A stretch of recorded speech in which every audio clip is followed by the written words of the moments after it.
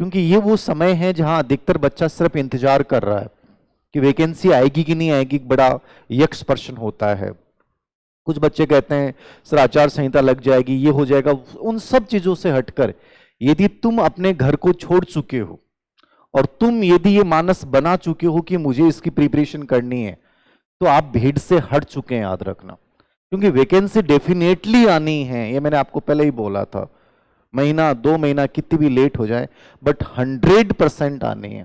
ये आप इस चीज को मान के चलिए। इस सरकार के लिए प्रतिष्ठा का प्रश्न है। ये अपने लिए बहुत बेटर हो रहा है कि कांग्रेस में लड़ाई चल रही है, अपने लिए बहुत बेटर है। कांग्रेस में लड़ाई नहीं चलती तो राजस्थान में ना तो इतनी योजनाएं आती, ना राजस्थान में इतना सारा ये जो कर रहे हैं धड़ाधड़ कर रहे हैं, ये कभी नहीं होता है। अपने लिए बहुत बढ़िया काम हो रहा है कि ये गहलोत पायलट की लड़ाई है, इसमें ये कोशिश ये कर रहे हैं कि पता नहीं अपन क्या क्या दे दें तुम लोगों को। तो आप मान के चलिएगा जो तुम मांगोगे वो तुम्हें मिलेगा। इसलिए वैकेंसी 100% आएंगी। आप उनमें से किसको चुनते हो ये आपके ऊपर डिपेंड करता है। इसलिए एक को चुन लें, जो पीजी कर रखा है जिन्होंने, वो ग्रेड फर्स्ट को चुन लें। मान लीजिए पीजी कर रखा है, लेकिन कुछ विषय ऐसे हैं जिनको आपको लगता है कि सर मैं शायद उस विषय में अच्छा नहीं कर पाऊं, मेरे अंदर से आवाज आ रही है कि मैं ग्रेड सेकंड में ज्यादा बेस्ट कर पाऊंगी, या मैंने ग्रेड सेकंड को इस बार बहुत अच्छे से किया था तो मेरे लिए ग्रेड सेकंड ज्यादा बेटर है, तो आप ग्रेड सेकंड के साथ भी जा सकते हैं। अंदर से आवाज क्या आ रही है, ठीक है। माहौल से भी ज्यादा इंपॉर्टेंट ये होता है कि आपका मन क्या बोल रहा है, क्या रियल में मैं जस्टिस कर पाऊंगी ग्रेड फर्स्ट के साथ या ग्रेड सेकंड के साथ। बाकी मैंने आपको फिर कह रहा हूं, यदि सही तरीके से उस विषय को और इन चीजों को मेंटेन बैलेंस बना के चलोगे तो कोई भी परीक्षा कठिन नहीं होती है। एक सिंपल सा फंडा होता है। तो अब तुम्हें करना है, कैसे करना है, क्या करना है, ठीक है। बाकी मेरे लायक जो चीजें होंगी मैं गाइड कर दूंगा। रही बात अपन मनोविज्ञान की बात करें, साइकोलॉजी की बात करें, ग्रेड फर्स्ट में आप साइकोलॉजी पढ़ रहे हैं तो आपको बहुत लेवल का पढ़ना पड़ेगा, ठीक है। क्योंकि वहां मनोविज्ञान जो है वो 2 पार्ट में डिवाइड है कि आपको साइकोलॉजी पढ़नी है, लेकिन साइकोलॉजी के साथ जो आपका स्पेशली पेडागोजी और आईसीटी का पार्ट है वो बहुत अच्छे लेवल का आता है। पहले नॉर्मल आता था, याद रखना कि शिक्षण प्रतिमान आपने पढ़ लिए, नॉर्मल से प्रश्न आते थे। इस बार शिक्षण प्रतिमान पे बहुत अंदर के प्रश्न आए, ठीक है। तो ये प्रतिमान कोऑपरेटिव लर्निंग पे इतने गजब के प्रश्न पूछ लिए इन लोगों ने, ऐसे ऐसे मेथड्स पूछ लिए जो शायद हमने नहीं पढ़े हैं। थोड़ा सा अपना ये नजरिया हमें बदलना है कि मैं जिसकी कर रहा हूं उसका वर्तमान कलेवर क्या है और मुझे कहां तक जाना है। ग्रेड फर्स्ट साइकोलॉजी मतलब आपको मनोविज्ञान पढ़ना है 60%, 60% मान के चलिए।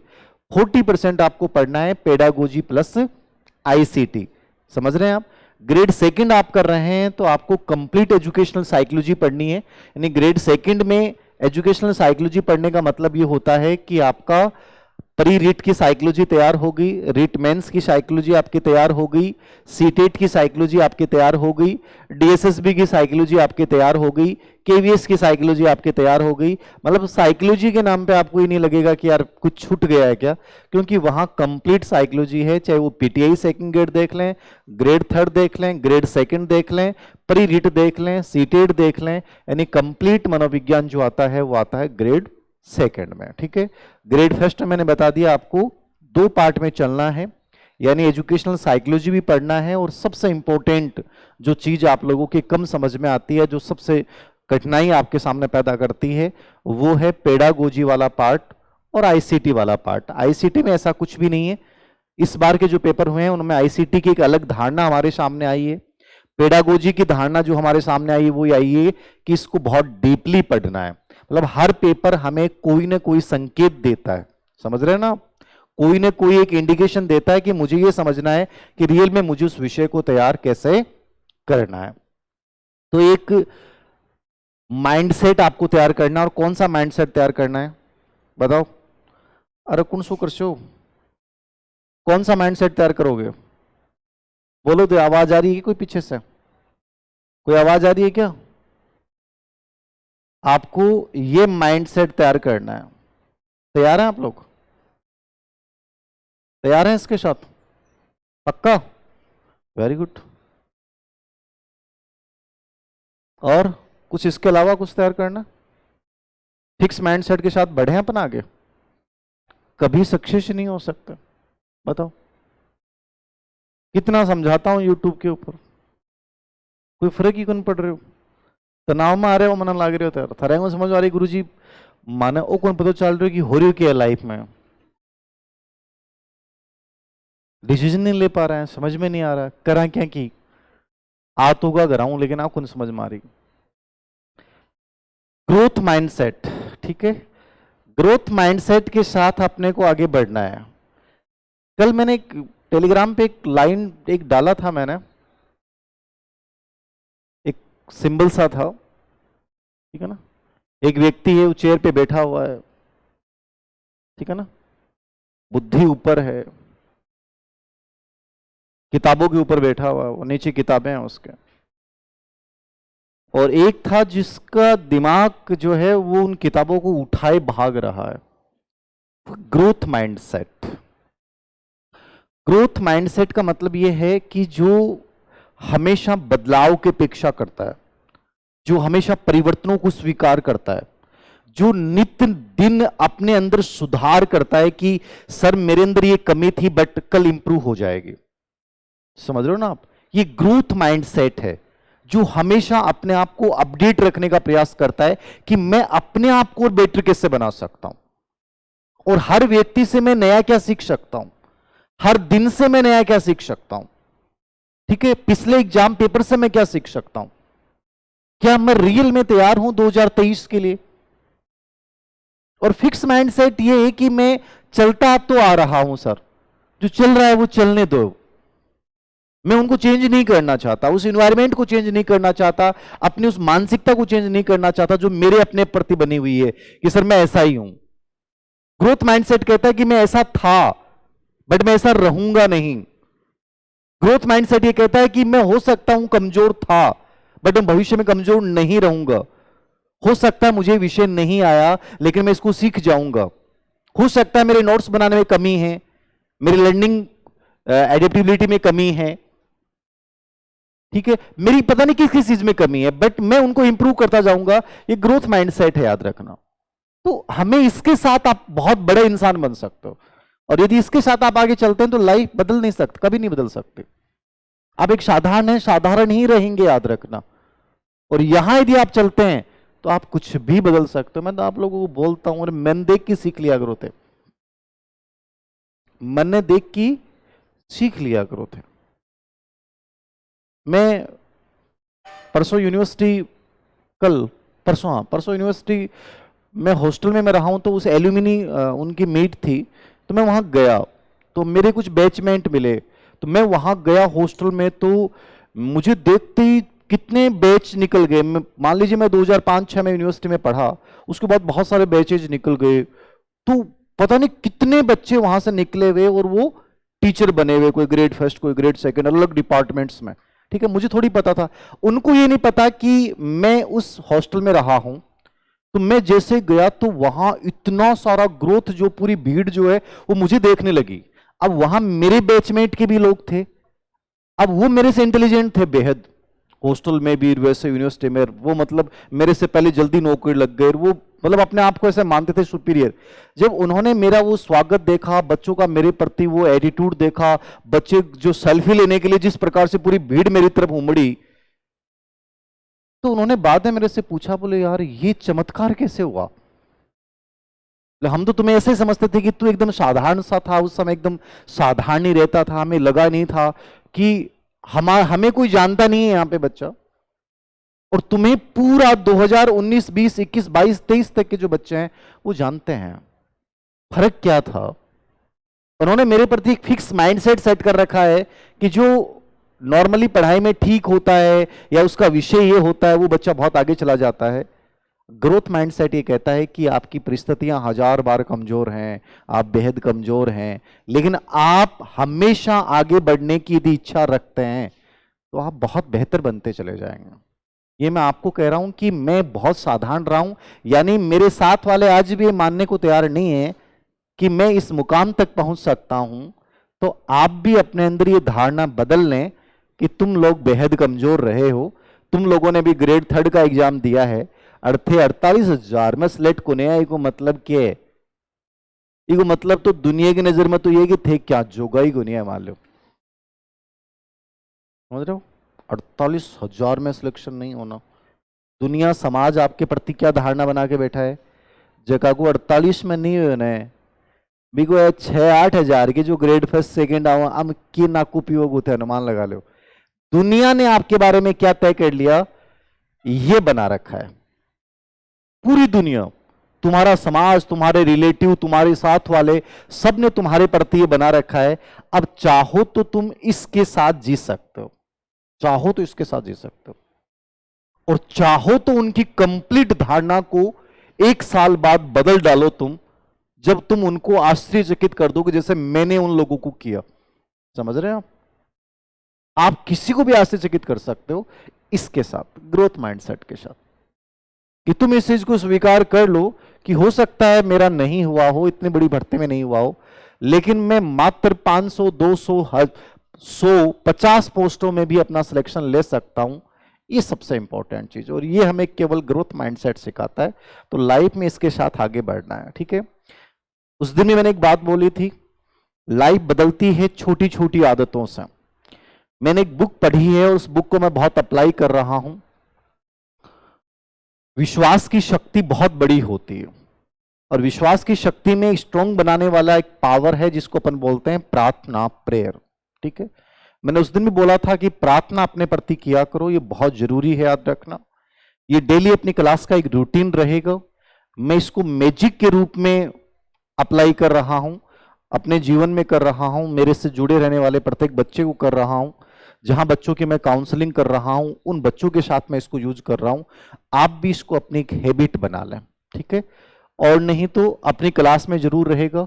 आप जब भी आएंगे 2 मिनट, 1 मिनट 60 सेकंड आंख बंद करके आपको अपने प्रति ये विश्वास बोलना है कि मैं बहुत स्ट्रांग हूं और मैं लाइफ में बहुत बेटर बनने वाला हूं, और जिस विषय से आप प्रिपरेशन कर रहे हैं वो विषय, उस विषय से जुड़ा हुआ पद, ठीक है, वो सब चीजें आपके माइंड में चित्रण बनना चाहिए। समझ रहे हो ना, पिक्चर बननी चाहिए कि आप अपने आप को सक्सेसफुल बनते हुए देख रहे हो। अब होगा क्या, जैसे मैं अभी आपसे करवाऊंगा तो आपको मैं कह रहा हूं कि आपको सफलता का मानचित्रण करना है कि आप बेटर लोग बन रहे हैं, ठीक है ना। आप इमेजिन कर रहे हैं कि धीर सिंह सर की तरह मैं भी अपने गांव गई 1 साल बाद में, तो सब बोले वाह बधाई, ठीक है। होना ऐसा चाहिए, इमेजिन करना है। होगा क्या तुम्हारे साथ, आप इमेजिन करोगे मैं गई घर घर जाते हैं, घर का कह रहे हैं हाँ आगे ने 2 साल होगी, 3 साल होगी, पड़ता ये नेगेटिव आएंगे आपके बीच में, हो सकता है पॉजिटिव नहीं आए। धीरे धीरे तुम इसको बदल डालोगे, आपके केवल और केवल पॉजिटिव आने शुरू हो जाएंगे, ठीक है। और वो पॉजिटिव तुम्हें एक दिन इस मुकाम तक ले आएंगे कि रियल में जो आपने ये चित्रण किया है ये तुम्हारी लाइफ में चरितार्थ होगा। कंप्लीट जिंदगी मूवी है, याद रखना, कंप्लीट मूवी है कि आप जैसा चाहोगे, जैसा सोचोगे, धीरे धीरे वैसा बनना शुरू हो जाओगे।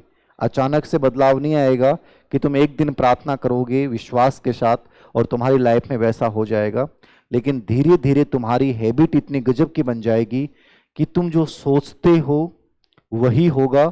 बस तुम्हें इस आदत से एक ही चीज को दूर करना है, और वो है नकारात्मक सोच को।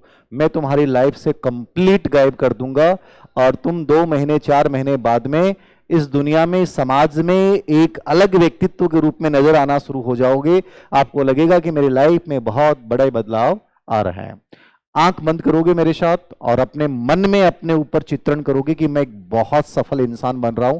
जो भी आप चित्रण कर सकते हो अपने आप को सफल, सिर्फ 60 सेकंड कर लेना। मैं तुम्हारे लिए प्रार्थना कर रहा हूं।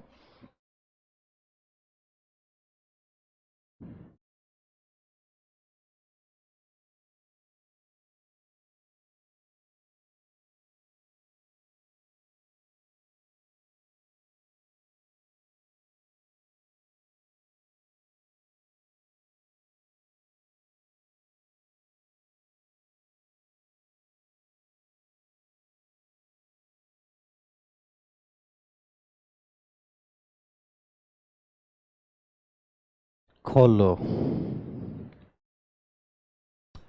सिर्फ पॉजिटिव सोचना है इस दौरान, सिर्फ पॉजिटिव। वो क्रियान्वित होना शुरू हो जाएगा।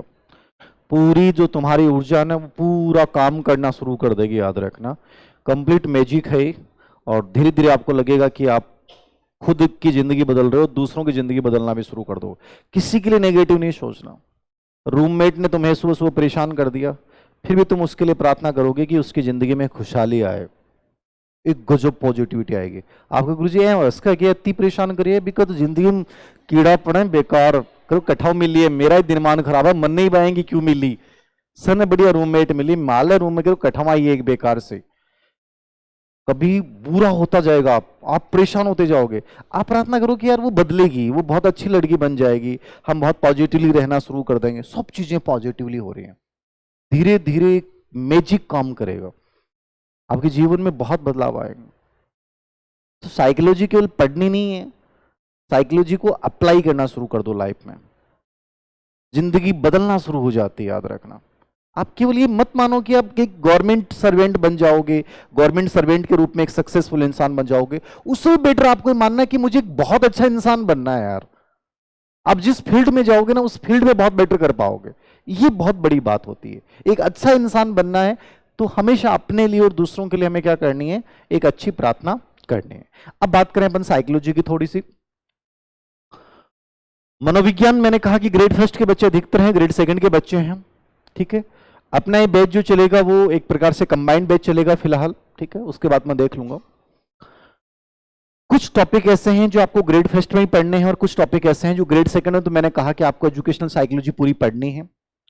शिक्षा मनोविज्ञान पहला टॉपिक होता है जिसमें बेसिकली अपन पढ़ते हैं कि एजुकेशन क्या है, साइकोलॉजी क्या है, ठीक है, मनोविज्ञान की विधियां क्या हैं, मनोविज्ञान के संप्रदाय क्या हैं, मनोविज्ञान की परिभाषाएं क्या हैं, शिक्षा मनोविज्ञान क्या है, शिक्षा मनोविज्ञान की प्रकृति नेचर क्या है, शिक्षा मनोविज्ञान का स्कोप क्या है और शिक्षा मनोविज्ञान की उपयोगिता क्या है।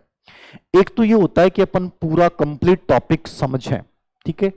एक ये होता है सर एग्जाम पैटर्न के अकॉर्डिंग पढ़ाएं।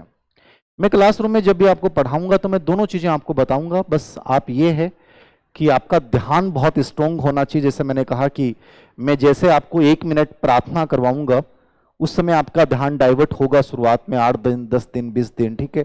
आपके दिमाग में आप जिस चीज को सोचना चाह रहे हैं वो नहीं आ पाएगी, ठीक है, वो चित्रण नहीं हो पाएगा, कोई बात नहीं है। धीरे धीरे तुम्हें आदत बन जाएगी कि तुम्हारा अटेंशन कोई डाइवर्ट नहीं कर पाएगा। छोटी छोटी आदतें हैं, अपने आप बनती जाएंगे। तो मैं यही कहूंगा क्लासरूम बहुत इफेक्टिव होता है, साइकोलॉजी हो या कोई भी विषय हो। आप ऑनलाइन पढ़ते हैं तो इतना इफेक्टिव नहीं होता है। इफेक्टिव इसलिए नहीं होता है क्योंकि वहां पर एक यंत्रवत पढ़ रहे हैं तो वो चीजें याद नहीं रहती हैं। ऑफलाइन क्लासेस की सबसे खूबसूरती ये है कि इसमें जो जीवंत रूप से पढ़ा जाता है और ये कभी आप भूलते नहीं हो, याद रखना। यदि तुम्हारा ध्यान करने की शक्ति तुम्हारी बहुत स्ट्रांग हो गई, ठीक है ना।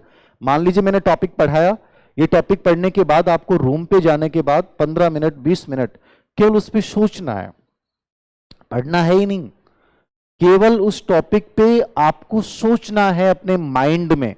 फिर उस टॉपिक को आप कभी भूल नहीं पाओगे। आप जो कहते हैं ना कि सर हम बहुत भूलते हैं, ऐसा लगता है इतनी बार पढ़ लिया उसके बाद भी क्यों भूल रहे हैं, उसका रीजन है कि आप उस पे चिंतन नहीं करते हो। तो आपको 20 मिनट उस टॉपिक पे डेली चिंतन करना है। ये जीएस में भी लागू कर दो, अपने सब्जेक्ट में भी लागू कर दो, हर जगह लागू कर दो, तुम्हें लगेगा कि यार बहुत चेंजेज आ रहे हैं, ठीक है। दूसरा टॉपिक स्पेशली आता है तो अपन 2 तरीके अपना सकते हैं। एक तो एग्जाम पैटर्न तो ये कहता है कि हर बार बदलता है। जैसे इस बार का पेपर आरपीएससी का अपन देखें तो ये जो पहला टॉपिक है इसमें स्पेशली आरपीएससी, अधीनस्थ सेवा चयन बोर्ड, ग्रेड 3 के पेपर प्लस सभी पेपर अपन देखें तो यहां से जो प्रश्न स्पेशली पूछे गए हैं वो शिक्षा मनोविज्ञान पे ज्यादा पूछे गए। शिक्षा मनोविज्ञान के नेचर पे, शिक्षा मनोविज्ञान की उपयोगिता के ऊपर, मनोविज्ञान के मेथड पे कोई प्रश्न नहीं पूछा गया। लेकिन जब ओल्ड क्वेश्चन पेपर देखोगे आप 2014, 16, 18 में जाओगे तो आपको टीचिंग मेथड में ही प्रश्न पूछे गए, लेकिन पिछले 3 साल से कोई प्रश्न नहीं पूछा जा रहा, ठीक है। मनो शिक्षा एजुकेशन जो बिंदु है उस पर कोई प्रश्न नहीं पूछा जा रहा है, ठीक है। तो आप इन चीजों को देख सकते हो। अब 2 चीजें अपन अपना सकते हैं कि मैं पढ़ा दूं आपको कंप्लीटली और आपको ये बता दूं कि भाई देखो ये चीजें अभी फिलहाल अपडेट नहीं है। अपडेट मतलब ये भी पैटर्न में नहीं है, एग्जाम पैटर्न में ये आउट हो चुकी हैं, आप इनको इग्नोर कर सकते हैं। और ये चीजें वो हैं जहां से एग्जाम में पेपर आता है, प्रश्न आते हैं, तो आप इन चीजों को थोड़ा सा बहुत स्ट्रांगली तैयार कर लें। अब कई बार क्या होता है कि आपको लगता है सर टाइम नहीं है, बहुत सारी चीजें होती हैं, इतना मैनेज नहीं हो पाता है, तो केवल आप उन चीजों को पढ़ लें, वहीं से प्रश्न आ जाता है। मतलब ऑफलाइन का मतलब भी यही होना चाहिए कि सर मुझे ये पता चल जाना चाहिए कि मुझे ये चीजें लेनी है और ये चीजें मुझे नहीं लेनी है, क्योंकि विषय वस्तु बहुत है।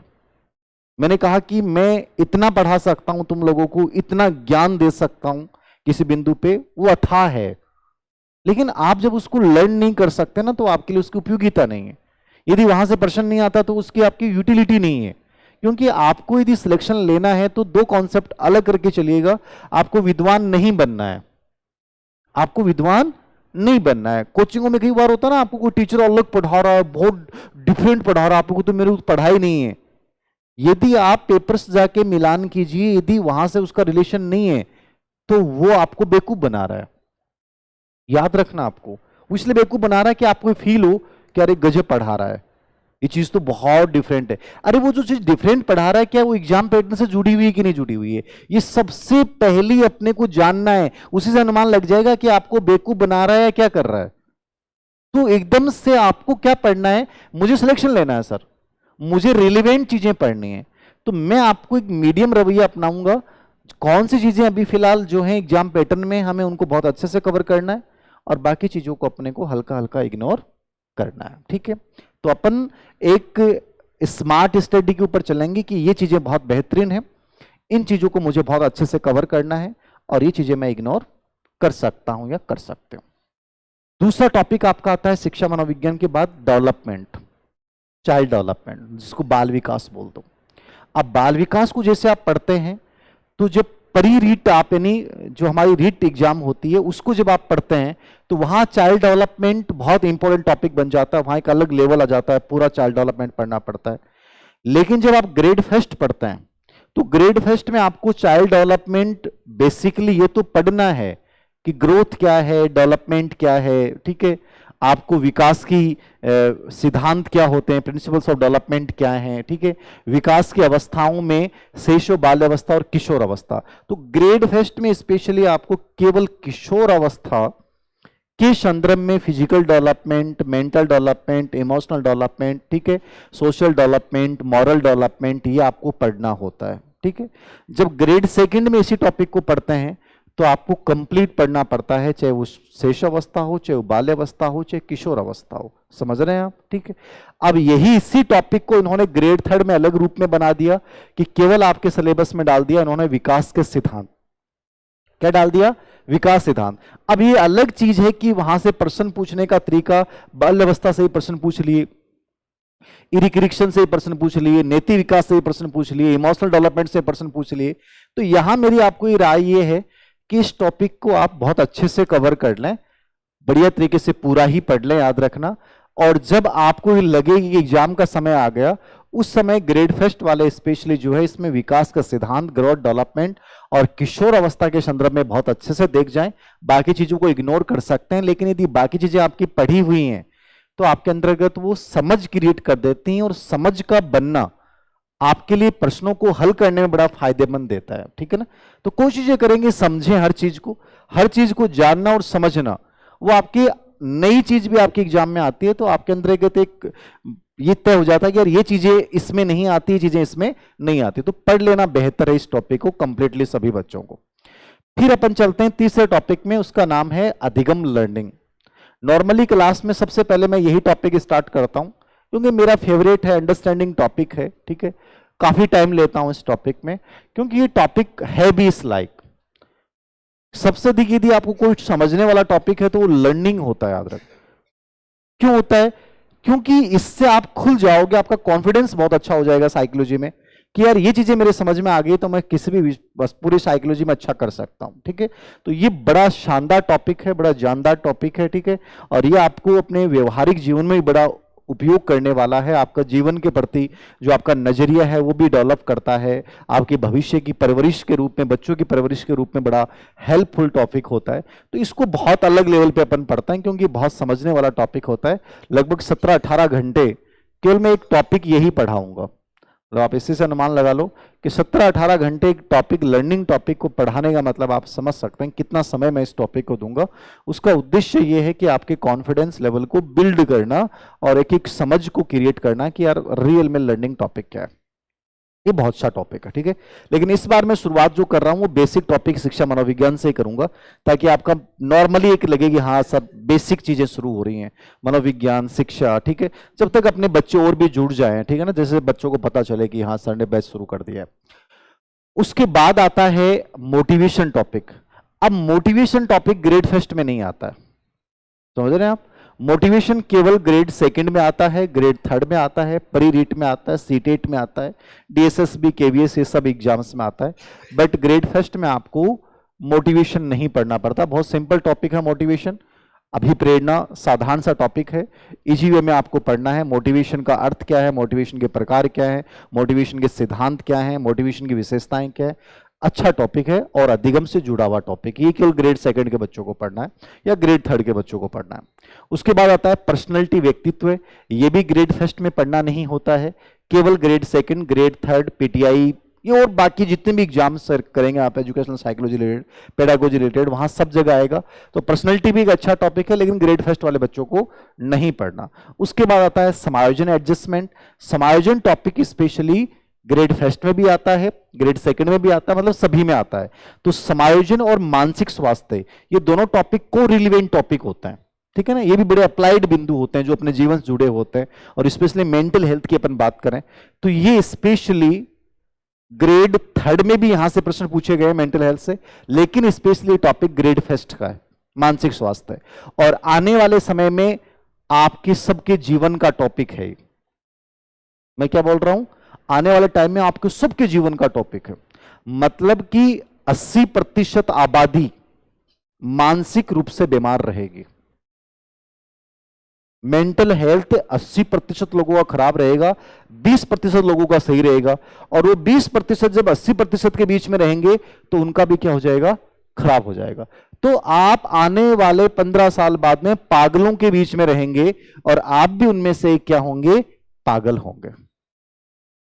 मैं कोशिश कर रहा हूं कि आप उनमें शामिल नहीं हो। प्रार्थना, विश्वास, इनसे बहुत बदल दूं आप लोगों को, ठीक है, पॉजिटिविटी के द्वारा बदल दूं। लेकिन मेरा इफेक्ट कितना रहता है ये तुम्हारे पर डिपेंड करेगा। मेरे से तो बढ़िया चीज सीख की गया और रूम पर जाता ही बच्ची खा लिया सागाली के सागा दो ना, मेरी साइकोलॉजी पूरी खत्म। सर ज्ञान बहुत दियो, बहुत बढ़िया बात करी, विश्वास की शक्ति दी, बोले कि खुशहाल की कल्पना करनी है। अरबी के सागा जाता ही बिड़ता ही विश्वास गयो बाढ़ में और मन ही मन में 5-10 गाड़ काट दी, खत्म मेरी साइकोलॉजी। समझ रहे ना आप अपने रूम के एनवायरनमेंट को कैसे रखेंगे, आप जिन लोगों के साथ रह रहे हैं, अधिकतर समय जिनके साथ बिता रहे हैं, उनका बड़ा इफेक्ट होता है तुम्हारे जीवन पे। अभी तुम उनको बदल दो, मेरे से तुम बदले, तुमने उनको बदल दिया, तो एक कड़ी से कड़ी जुड़ती जाएगी। पॉसिबल नहीं होगा, ये बहुत मुश्किल काम। नहीं तो मैंने कहा कि मानसिक रोगी हैं चारों तरफ, आपको हमेशा लोग आपको गिराने का प्रयास करेंगे, हम हमेशा आपको नेगेटिव बातें बोलेंगे, हमेशा तुम्हें ऐसी बातें बोलेंगे जिनसे तुम्हें लगे यार हाँ ये बात तो सही करी है, तुम्हें वो अच्छी लगेगी, लेकिन उसका उद्देश्य ये होगा तुम्हें एकदम कमजोर बनाना। ये मानसिक रोगियों की स्थिति है, याद रखना। बड़ा बिजनेस बनने वाला है आने वाले टाइम में मानसिक स्वास्थ्य। हॉस्पिटलों में डॉक्टर्स वगैरह इतनी लूटपाट मचेगी तुम सोच नहीं सकते। इसलिए यदि इसको मेंटेन कर गए ना तो तुम खुशहाल जिंदगी जी जाओगे। पूरी जीवन की खुशियां इस वर्ल्ड में छुपी हुई है, मेंटल हेल्थ। तो बड़ा अच्छा टॉपिक है। मानसिक रोगों की अपन इसमें चर्चा करेंगे, समायोजन की अपन चर्चा करेंगे कि अपन कुसमायोजित क्यों होते हैं, हमारी लाइफ में ऐसी कौन सी चीजें हैं जो हमें बहुत डिस्टर्ब करती हैं, उनका समाधान अपन कैसे कर सकते हैं, ऐसी कौन सी तकनीकें हैं जिनसे अपन जीवन में उस मानसिक स्वास्थ्य को एकदम सही तरीके से उन्नत कर सकते हैं, प्रिवेंटिव कर सकते हैं, कंजर्वेटिव कर सकते हैं। उन सब की अपन बात करेंगे। दोनों टॉपिक बड़े को रिलेवेंट टॉपिक हैं, तो दोनों को अपन पढ़ेंगे। उसके बाद आता है बुद्धि, इंटेलिजेंस। अब बुद्धि जो टॉपिक है, नॉर्मली बुद्धि जो आता है वो सभी ग्रेड में आएगा, सभी में पढ़ना है। ग्रेड फर्स्ट में केवल आपको इमोशनल इंटेलिजेंस पढ़ना है, संवेगात्मक बुद्धि पढ़ना है, और ये बहुत गजब की ताकत है। जैसे मैंने कहा है कि मेंटल हेल्थ आने वाला दुनिया का सबसे बड़ा बिंदु होगा, समझ रहे हो ना, मेंटल हेल्थ। छोटी सी घटना आपने पढ़ी और आप डर गए, मतलब मानसिक रूप से कमजोर हैं। आपने पढ़ा कि कोरोना आ रहा है, आपने 4 न्यूज पढ़ ली कोरोना की और आप डरने लग गए, आपके अंदर एक फियर पैदा हुआ, यार ये हो गया, एक डर पैदा होता जा रहा है। आपने छोटी सी घटना पढ़ी और वो आपको डरा रही है, मतलब मानसिक स्वास्थ्य आपका क्या है, कमजोर है।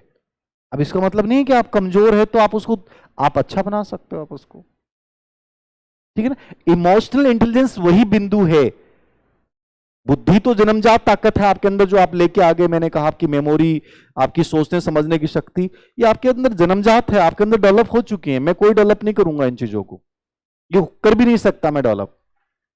आपकी लॉजिकल तार्किक योग्यताएं सब डेवलप हो चुकी हैं किशोर अवस्था तक। मैं तुम्हारे अंदर इमोशनल इंटेलिजेंस डेवलप कर सकता हूं, और इमोशनल इंटेलिजेंस ही तुमने डेवलप कर ली तो तुम दुनिया के सबसे बड़े इंसान, ताकतवर इंसान हो, क्योंकि तुम्हारा मानसिक स्वास्थ्य कभी खराब नहीं हो सकता।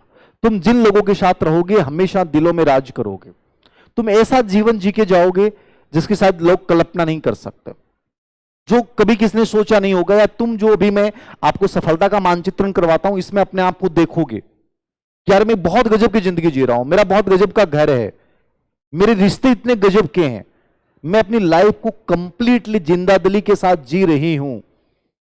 ये तभी पॉसिबल है, चाहे आप गवर्नमेंट नौकरी लग जाएं तब भी आप अच्छी जिंदगी नहीं जी सकते, याद रखना।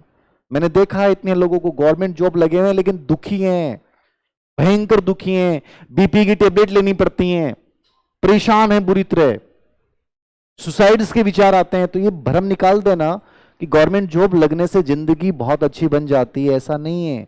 जिंदगी अच्छी बनती है संवेगात्मक बुद्धि को डेवलप करने से और मानसिक संतुलन बनाए रखने से। तो ये दो बहुत बड़ी ताकत है, याद रखना। लाइफ में अपन तभी अच्छा जीवन जी सकते हैं जब इमोशनल इंटेलिजेंस। तो ये ग्रेड फर्स्ट का है।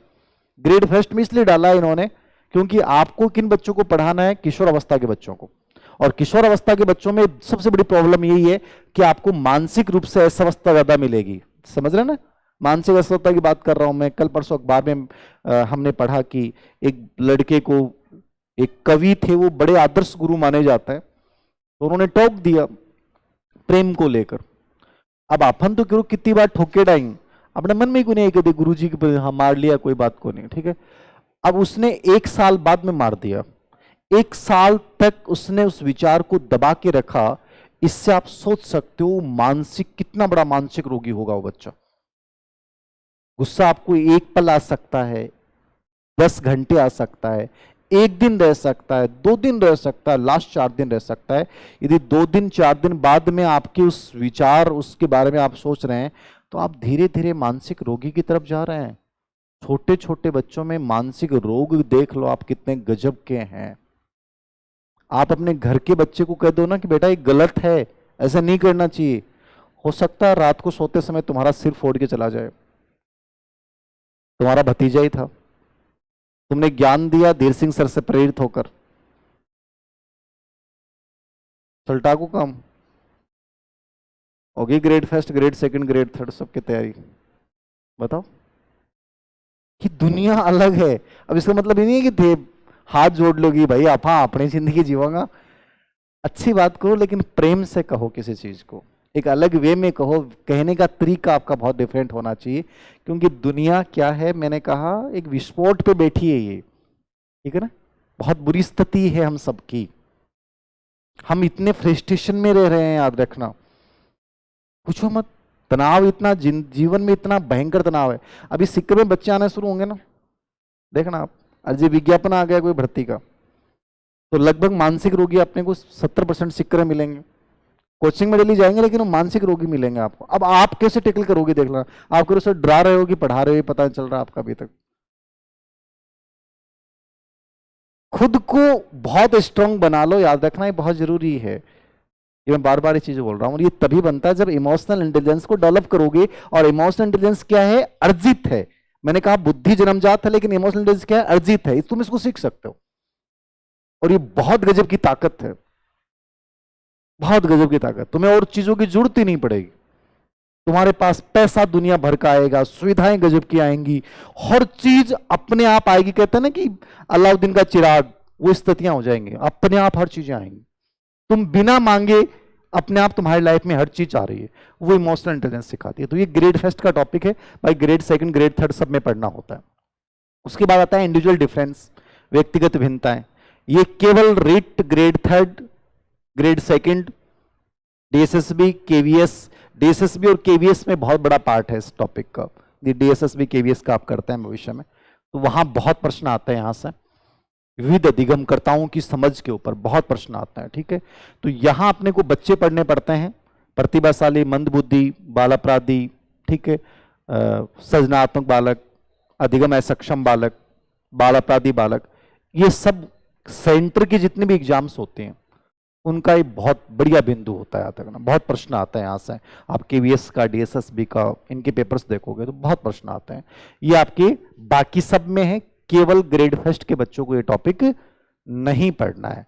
यानी कि आपको बुद्धि नहीं पढ़ना है, सिर्फ संवेगात्मक बुद्धि पढ़ना है, आपको पर्सनैलिटी नहीं पढ़ना है, मोटिवेशन नहीं पढ़ना है, ठीक है, आपका ये व्यक्तिगत भिन्नताएं नहीं पढ़नी है। यानी ये साइकोलॉजी के टॉपिक आपके नहीं हैं। आपको मनोविज्ञान में शिक्षा, मनोविज्ञान, आपको विकास पूरा पढ़ना है, आपको लर्निंग पूरा पढ़ना है, आपको एडजस्टमेंट पढ़ना है, आपको मेंटल हेल्थ पढ़ना है, आपको इमोशनल इंटेलिजेंस पढ़ने, साइकोलॉजी के टॉपिक आपको ये पढ़ना है। इसके अलावा छोटे टॉपिक पढ़ने हैं, वो सभी को पढ़ने हैं। रुचि, आदत, अभिवर्ती एटीट्यूड, अभियोग्यता, एप्टीट्यूड, ठीक है, सेल्फ कॉन्सेप्ट, ठीक है ना। अभी सेल्फ कॉन्सेप्ट पे ग्रेड सेकंड में बहुत अच्छे प्रश्न आए। सेल्फ कॉन्सेप्ट क्या है, सेल्फ स्कीमा क्या है, बहुत अच्छे प्रश्न आए, ठीक है।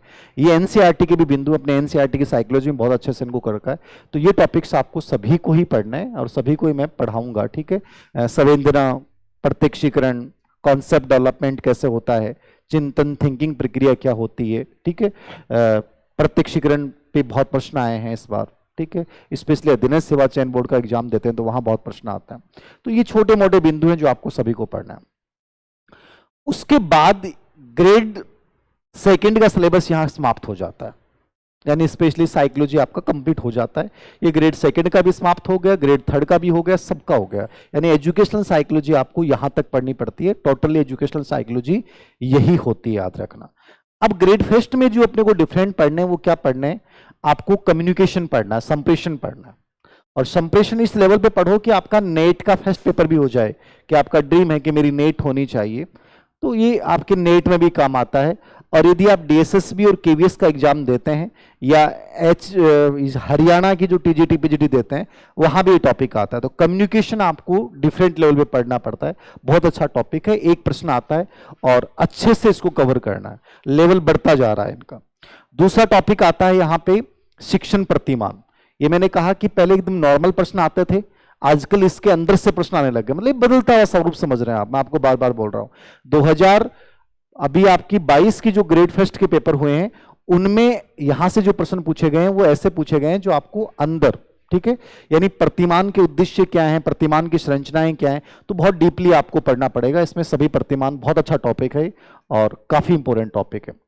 तीसरा टॉपिक यहां पे आता है आपको शैक्षिक तकनीकी के प्रकार, जिसमें हार्डवेयर, सॉफ्टवेयर और प्रणाली उपागम, ये तीन बिंदु होते हैं। बट यहां से दो प्रश्न आते हैं, हार्डवेयर उपागम में क्या आता है, सॉफ्टवेयर में क्या आता है और प्रणाली उपागम में क्या आता है। और चौथा टॉपिक पेडागोजी का आता है शिक्षण सहायक सामग्री और उनका उपयोग, यानी ऑडियो क्या होती है, विजुअल क्या होती है, ऑडियो विजुअल क्या होती है, एक अच्छी शिक्षण सामग्री की विशेषता क्या होनी चाहिए और उसमें कौन कौन से गुण होने चाहिए, ठीक है। और एडगर डेल का इसमें अनुभव शंकु क्या होता है। ये चार टॉपिक स्पेशली आपको जो पढ़ने हैं वो हैं पेडागोजी, जिसको क्या बोला इन्होंने, शिक्षा शास्त्र बोला है। तो ये ग्रेड फर्स्ट में आपको नई चीजें पढ़नी है। एक कोऑपरेटिव लर्निंग भी इसमें आप शामिल कर सकते हैं, सहकारी अधिगम, जिससे पहले बहुत नॉर्मल प्रश्न आते थे बट इस बार इसमें बहुत अच्छे लेवल के प्रश्न पूछे हैं। तो ये 5 टॉपिक आपको पेडागोजी में ग्रेड फर्स्ट के बच्चों को तैयार करना है। और अंतिम जो इन्होंने डाल रखा है वो डाल रखा है कंप्यूटर, ठीक है ना, आईसीटी। नॉर्मली आईसीटी पे पहले प्रश्न जो आते थे वो कंप्यूटर पे आते थे, कि नॉर्मली कंप्यूटर आपने पढ़ लिया, इनपुट डिवाइस, आउटपुट डिवाइस, ठीक है। इस बार जो ग्रेड फर्स्ट के पेपर आया है उसमें कंप्यूटर में प्रश्न जो सिलेबस में डाल रखे हैं उन्हें 3 बिंदुओं से रिलेवेंट करके प्रश्न पूछे हैं। कंप्यूटर सहायता प्राप्त अधिगम क्या होता है, कंप्यूटर सहायता प्राप्त अनुदेशन CI क्या है, इन दोनों से रिलेवेंट करके ही प्रश्न पूछे गए हैं। मतलब आपके पास एक शॉर्ट एंड स्वीट नजरिया यह है कि केवल आप इन दो चीजों को तैयार करें, बाकी आपको कंप्यूटर नहीं पढ़ना है। पूरे फर्स्ट ग्रेड में कहीं भी उन चीजों से प्रश्न नहीं पूछे गए जो आप बहुत ज्यादा कंप्यूटर में घुस जाते थे और बहुत ज्यादा मैटर हो जाता था। आप केवल सिलेबस में जो बिंदु डाल रखे हैं उन्हीं को पढ़िए। आईसीटी का हमारे जीवन में उपयोग क्या है, आईसीटी के नवीन अनुप्रयोग क्या है, और सीएल और सीआई क्या है। ये ग्रेड फर्स्ट का आपका कंप्लीट एनालिसिस है, ये ग्रेड सेकंड का एनालिसिस है और ये ग्रेड थर्ड का भी कंप्लीटली है। ठीक है, तो ये आपका मैंने सिलेबस बताया कि आपको कैसे और किन चीजों पे आपको फोकस करना है, किन चीजों को आपको तैयार करना है। अपन पहला टॉपिक बेसिकली स्टार्ट कर रहे हैं, इंट्रोडक्शन से स्टार्ट कर रहे हैं। एक एक चीज समझनी है, जिन चीजों को लगता है मुझे कि बहुत इंपॉर्टेंट है उनको बहुत अच्छे से देख लेना। और मैंने जैसा कहा कि आपको घर जाके मनन करना है। बाकी मैं क्लासरूम में आपको एक एक चीज बताऊंगा कि कौन चीजें ऐसी हैं जहां से प्रश्न आते हैं, इन चीजों को आपको देखना है, और कौन सी चीजें हैं जो आपको नहीं देखनी, उनको छोड़ देना है। मतलब जहां मैं आपको लगाता हूं कि स्टार दे लीजिएगा, इसका मतलब उन चीजों को बहुत अच्छे से देखना है। ठीक है ना, स्टार वाली चीजों को बहुत अच्छे से देखना है। ये अपना एक तरीका है जो आपको ये बताएगा कि महत्वपूर्ण क्या है, क्या महत्वपूर्ण नहीं है। ठीक है, अपन 30 मिनट पढ़ेंगे अभी, 20 से 30 मिनट। ठीक है, अपनी क्लास का टाइमिंग ये सही है या चेंज करना चाहिए इसको? सही है, चेंज में इतना हो सकता है कि इसको 1 घंटे लेट कर सकता है। ओके, ये सही है, ठीक है। स्टार का मतलब क्या है? वो चीजें इंपॉर्टेंट रहेंगी, वो चीजें आपको अपने माइंड में रखना है कि यहां से प्रश्न आए हैं। ठीक है ना, मतलब आपको मैं साथ साथ बताता जाऊंगा कि ये चीजें आ चुकी हैं। आप क्लास में यदि बहुत कॉन्शियस माइंड में रहे तो आपको ओल्ड क्वेश्चन पेपर जो भी राजस्थान के नहीं, सेंट्रल लेवल पे भी जो साइकोलॉजी में चाहे 2023 में मान लो 5 दिन पहले भी कोई पेपर आया है तो वो भी मैं आपको साथ साथ बताऊंगा कि ये चीजें नहीं जुड़ चुकी हैं। मतलब अपडेट क्लास का मतलब होता है अपडेट के साथ आएगी। ठीक है, मान लीजिए अपने किताब निकाल दी तो किताब में तो हो सकता है कि उस समय तक का डाटा आ गया, लेकिन 10 दिन बाद में कोई पेपर हुआ और उसमें कोई नई चीज आ गई, तो क्लास का मतलब है वो चीज मैं आपको अपडेट करवाऊंगा। ठीक है, उसमें आपको पता लगेगा ये चीज नहीं आ गई तो इसको हमें करना है, बस ये फायदा है क्लासरूम का। तो अपन बेसिकली पहला टॉपिक पढ़ रहे हैं। नॉर्मली मैंने आज तक कभी भी इस टॉपिक से शुरुआत नहीं की है, लेकिन इस बार मैं इसी से शुरुआत कर रहा हूं। साधारण सा टॉपिक है, शिक्षा मनोविज्ञान का अर्थ। शिक्षा मनोविज्ञान, एजुकेशनल साइकोलॉजी। क्या है educational psychology? Basic educational psychology क्या है? ये मतलब टॉपिक का नाम है आपका, शिक्षा मनोविज्ञान का अर्थ क्या है। ठीक है, सिलेबस में सिर्फ देखो 3 चीजें डाल रखी है इन्होंने, अर्थ, क्षेत्र का मतलब होता है स्कोप, ठीक है, और उपयोगिता, यूटिलिटी क्या है। सिर्फ यही सिलेबस में। और टू द पॉइंट चलो तो आप ये बिंदु ये मान लो कि लास्ट 1 घंटा, 1 घंटे पढ़ा सकता हूं मैं आपको, सिर्फ 1 घंटे, यदि सिर्फ इन्हीं पॉइंट्स की अपन बात करें। 78 योग्यता, इसमें ये तो अप्लाइड बिंदु है, इसमें तो आपको समझ बनानी है कि रियल में प्रश्न आते कैसे हैं। ठीक है ना, यदि समझ बन गई तो आपका ये प्रश्न गलत हो ही नहीं सकता। मैं पढ़ाऊंगा वहां से आ जाएगा, बट फिर भी समझ बना लेना आपने। और आपको लगा कि सर कई बार होता है कि सर मुझे ऑप्शन बहुत डिफरेंट लगे, तो ऑप्शन साइकोलॉजी में हमेशा डिफरेंट आएंगे। इस चीज के लिए मेंटली तैयार भी रहे आप, इस चीज को लेकर प्रेशर मत पाल लेना है इसको, पता नहीं सर क्या कुछ नहीं है। आप बहुत इजी वे में रहेंगे, रिलैक्स रहेंगे तो हर चीज आसान है। तुम वही चीज है कि तुम लोग पहले से यदि फिक्स माइंडसेट के साथ हो तो तुम हर चीज को अपने नजरिए से मत देखना। ठीक है, हर चीज बहुत आसान है, सरल तरीके से आप उस चीज को समझ सकते हैं। बहुत सारी चीजें होती हैं साइकोलॉजी में जिनको रटने की आवश्यकता नहीं होती, पढ़ने की आवश्यकता नहीं होती, बस केवल उनको एक समझने की आवश्यकता होती है कि भाषा कितनी चेंज हो जाए, मुझे ऐसे करना है। तो नॉर्मली ये है, लेकिन सिर्फ अपन इन बिंदु के अकॉर्डिंग नहीं चल सकते। मैं आपको पूरा समझा रहा हूं ये टॉपिक, ठीक है ना, मैं ये पूरा टॉपिक आपको समझा रहा हूं। लेकिन मैंने कहा कि लास्ट टाइम में था ना लागे ने कि मेगन टाइम कम बच्चों है, तो मैं 3-4 चीजें ऐसी अपने को देखनी है जहां से प्रश्न आता है उनको देख लेना। अभी पूरा मैं क्यों पढ़ा हूं आपको, सर फिर क्यों पढ़ा रहे हो पूरा? पूरा इसलिए पढ़ा रहा हूं, एक तो समझ डेवलप होगी, दूसरा यदि अपना ओल्ड पेपर्स देखते हैं आरपीएससी के तो उनमें से अपने को इस पे भी प्रश्न पूछे गए एजुकेशन के ऊपर, फिर मनोविज्ञान के ऊपर प्रश्न पूछे गए हैं, फिर ये शब्द बना है शिक्षा मनोविज्ञान, फिर शिक्षा मनोविज्ञान पे प्रश्न पूछे गए। अब इसमें आप इतना कर सकते हो कि इस बार शिक्षा मनोविज्ञान की विधियों पे कोई प्रश्न नहीं पूछा गया है तो मेथड्स को आप छोड़ सकते हो, लेकिन फिर भी यदि अपने 10 मिनट भी मेथड्स को पढ़ लिया तो अपने मन में ये नहीं रहेगा कि यार मेथड्स को हमने नहीं पढ़ा, क्योंकि मेथड्स को पढ़ने का मतलब है कि व्यक्तित्व की विधियां भी तैयार हो गई आपकी, ठीक है ना, व्यक्तिगत भिन्नताओं की विधियां भी तैयार हो गई। मतलब एक टॉपिक दूसरे टॉपिक को प्रभावित करता है मनोविज्ञान। तो कोशिश करें कि एक चीज को बहुत अच्छे से कवर कर लें, ठीक है।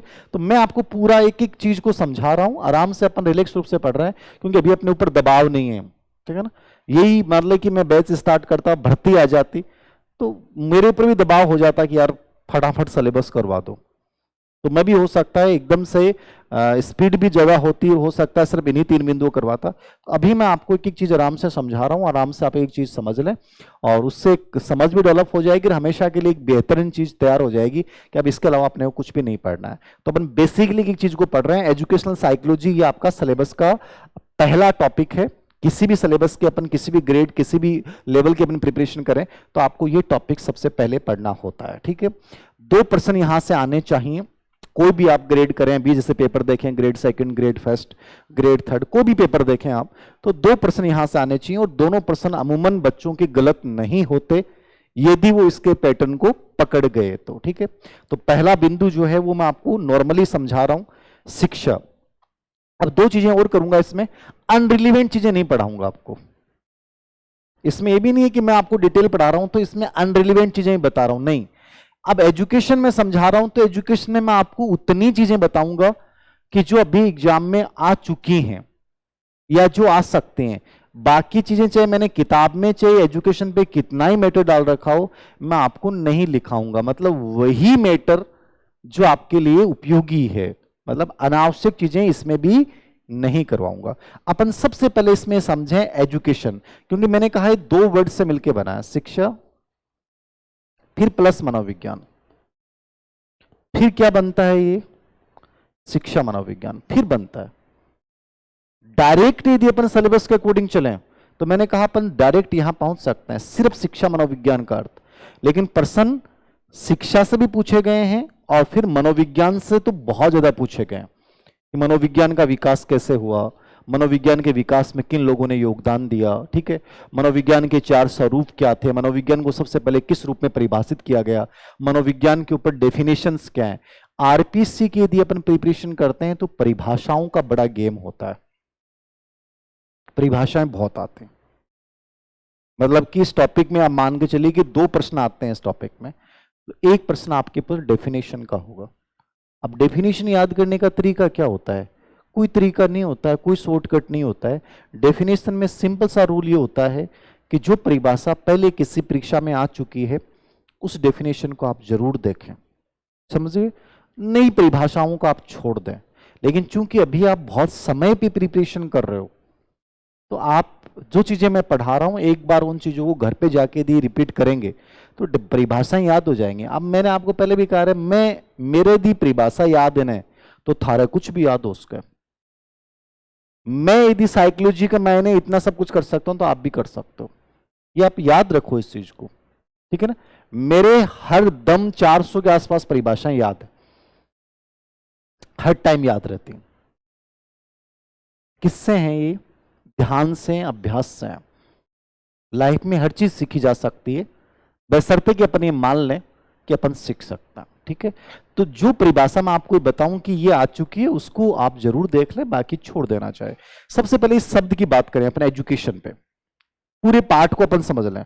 एजुकेशन पे क्या क्या आ सकता है, वही चीजें आ सकती हैं जिनका आपको पता है। आज तक एजुकेशन शब्द को यदि अपन समझें तो यहां से 5 बिंदु ऐसे हैं जहां पे प्रश्न पूछे गए हैं। पहला एडुकेटम, एडुकेटम जानते हैं क्या है एडुकेटम? अरे लेटिन भाषा का एक वर्ड है ई प्लस डूकू। ई मतलब इंटर होता है, डूकू मतलब बाहर निकालना होता है। शिक्षा आपकी शक्तियों को बाहर निकालती है, मतलब एजुकेशन आपको एक एनवायरनमेंट देती है जहां आप डेवलप होते हो, समझ रहे हो आप? अरे शिक्षा को मतलब क्या है, थाने विकसित करना को अवसर प्रदान करना। मैं क्या करूंगा आप लोगों को? मैं केवल साइकोलॉजी नहीं पढ़ा रहा, मैं आपको इन्वायरमेंट दे रहा हूं कि वो इन्वायरमेंट इतना गजब का होगा कि तुम क्लास लेने के बाद 24 घंटे तक उस इन्वायरमेंट में रहोगे। चाहे कितने में नेगेटिव आएगा तो भी इतना प्रभावित नहीं कर पाएगा। मतलब मैं आपको विकसित करने की प्रक्रिया अपना रहा हूं और कुछ नहीं कर रहा हूं, याद रखना। ये एजुकेशन कर रही है, ये टीचर का काम है। नॉर्मली हमारा काम केवल सूचना प्रदान करना नहीं है। मैं तुम्हारे अंदर शक्तियां हैं, कोई बच्चा ऐसा नहीं होता जिसके अंदर शक्तियां नहीं है, पावर नहीं है। आप सब ऊर्जा के स्रोत हो, सबके अंदर भरी पड़ी है ऊर्जा। यदि उसको सही इन्वायरमेंट मिल गया ना तो आप बहुत बड़े इंसान बन जाओगे। और यदि आपके अंदर बहुत ताकत है, बहुत शक्तियां हैं, लेकिन तुम्हें यदि इन्वायरमेंट अच्छा नहीं मिला ना तो तुम्हारे अंदर 1000 शक्तियां होंगी, तुम अपनी लाइफ में एक फ्यूज हुए बल्ब की तरह घूमोगे, याद रखना, और कुछ नहीं कर सकता। सबसे बड़ी सच्चाई हमारे जीवन की। इसलिए मैंने कहा सिलेक्शन में कभी इंटेलिजेंस ही काम नहीं आती, सिलेक्शन में सबसे बड़ा रोल होता है इन्वायरमेंट का। इसलिए मैं पहले दिन से ही कह रहा हूं, अपना इन्वायरमेंट बहुत गजब का बनाना। जिस जगह रह रहे हो, जिस रूम में रह रहे हो, जिस परिवेश में रह रहे हो, वहां नेगेटिविटी नहीं होनी चाहिए। नेगेटिविटी है तो कोशिश करो उसको पॉजिटिविटी में बदलो। जहां आपका मन करे उड़ने का, जहां आपको फील हो कि मैं बहुत अच्छा हूं और मैं बहुत अच्छा बन सकता हूं या बन सकती हूं, ये इन्वायरमेंट तय करेगा। इन्वायरमेंट सबसे बड़ी ताकत है। मेरी क्लास में आप साइकोलॉजी से ज्यादा यही सीख के जाओगे, याद रखना, कि जिंदगी में तुम कभी कमजोर नहीं बन सकते, हार। और क्या है बताओ, मेरे स्टूडेंट सबसे ज्यादा सिलेक्ट क्यों होते हैं? ऐसा थोड़ी कि मैं साइकोलॉजी पता नहीं दिमाग में भर देता हूं। साइकोलॉजी ज्यादा मैं इन्वायरमेंट देता हूं, मैं वो मोटिवेशन देता हूं, मैं तुम्हें तुम्हारी शक्तियों से परिचय करवाता हूं। यही शिक्षा का कार्य है। शिक्षा कार्य यही है और कुछ नहीं है। ये जो एडुकेटम वर्ड बनाना वो यही है, आपके अंदर की शक्तियों को निखारने के लिए एक शक्तिशाली वातावरण को डिजाइन करना। उस वातावरण में लंबे समय तक अपन रह गए तो अपन लाइफ में कोई भी परीक्षा को क्रैक कर सकते हैं। ये एडुकेटम सिखाता है। एक तो ये चीज इंपॉर्टेंट। नंबर 2, सबसे पहले शिक्षा में लोकतांत्रिक मूल्यों की बात किसने की थी? कोई बच्चा बता सकता है किसने की थी लोकतांत्रिक मूल्य को? है जॉन डेवी। शिक्षा में प्रगतिशील शिक्षा की अवधारणा कौन लेके आया? प्रोग्रेसिव जो जॉन डेवी। शिक्षा में बालक को सबसे पहले सक्रिय और बाल केंद्रित शिक्षा की बात किसने की? John Dewey. ये तीनों पर्सन, स्पेशली डीएसएसबी का यदि आप पेपर देते हैं, टीजीटी पीजीटी का, तो वहां बहुत आता है। तो ये चीज आपको समझनी है। इन्होंने अपनी किताब सोसाइटी, आपकी क्या नाम था, स्कूल एंड सोसाइटी, विद्यालय था समाज में, इन्होंने शिक्षा को त्रिमार्गीय बताते हुए शिक्षा में प्रोग्रेसिव एजुकेशन की अवधारणा दी। ये थोड़ा सा देख के जाना। स्वामी विवेकानंद और गांधी जी की 2 परिभाषाएं, मैंने किताब में 10 परिभाषाएं डाल रखे हैं, कुछ नहीं देखना आपको, सिर्फ 2 परिभाषाएं देखनी है। धीरे धीरे मैंने कहा कि ये टॉपिक अनरिलीवेंट होता जा रहा है एजुकेशन, इसलिए अपन उतना ही पढ़ रहे हैं जितना रिलीवेंट है। विवेकानंद की परिभाषा और गांधी की परिभाषा, ये 2 डेफिनेशन देखनी है, बाकी कुछ नहीं देखना है। और चौथा बिंदु इसमें आपको ये देखना है, शिक्षा जो होती है उसके 3 प्रकार होते हैं, फॉर्मल, इनफॉर्मल और नॉन फॉर्मल। फॉर्मल, इनफॉर्मल और नॉन फॉर्मल का मतलब क्या है? फॉर्मल वो है जो निर्धारित समय और स्थान पे अपन सीखते हैं, ठीक है।